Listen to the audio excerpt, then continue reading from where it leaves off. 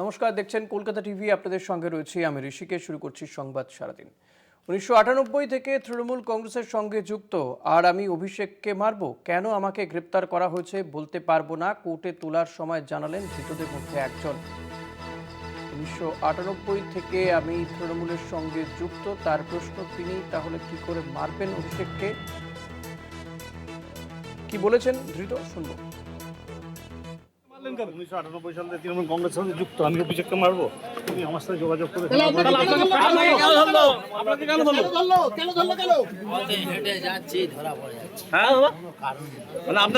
আপনাদেরকে এমনি ধরেছে, আপনাদের ফাঁসিয়েছে কেন? অভিষেককে মারলেন কেন? অভিষেককে মারলেন কেন?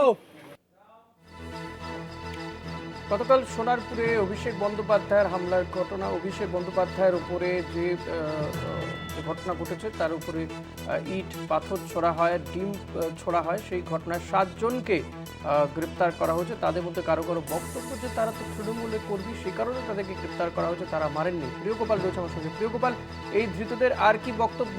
এরা কি গতকাল এই ঘটনার সময় ছিলেন? যাদেরকে দেখা গিয়েছিল তাদের মধ্যে এরা কি ছিলেন? চিহ্নিতকরণ কি সেভাবে করে তারপর গ্রেপ্তার করা হচ্ছে, কি জানতে পারছো?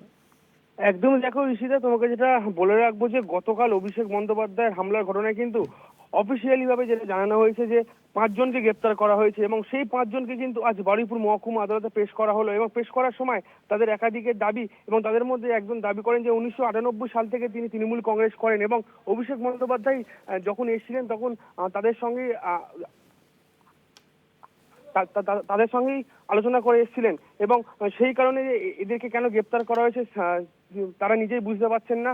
এবং তিনি আরো বলেন যে কেন গ্রেপ্তার করা হলো, কি জন্য গ্রেপ্তার করা হলো, তারা এখনো কিছু বুঝতে পারছেন না। অর্থাৎ তারা কালকে যে অভিষেক বন্দ্যোপাধ্যায় কিন্তু এদের সঙ্গেই আলোচনা করে এসেছিলেন এবং তারপরেই যেটা জানা যাচ্ছে যে এই 5 জনকে হঠাৎই গ্রেপ্তার করা হয় এবং গ্রেপ্তার করে বারুইপুর মহকুমা আদালতে পেশ করা হয়। এবং পেশ করার সময় তার মধ্যে একজন সাংবাদিকদের মুখোমুখি হয়ে বলেন যে আমি 1998 সাল থেকে তৃণমূল কংগ্রেস করি, আমি অভিষেক ব্যানার্জিকে মারবো। অভিষেক ব্যানার্জি যখন এখানে এসেছিল তখনই আমাদের সঙ্গে কিন্তু আলোচনা করেই এখানে এসেছিল।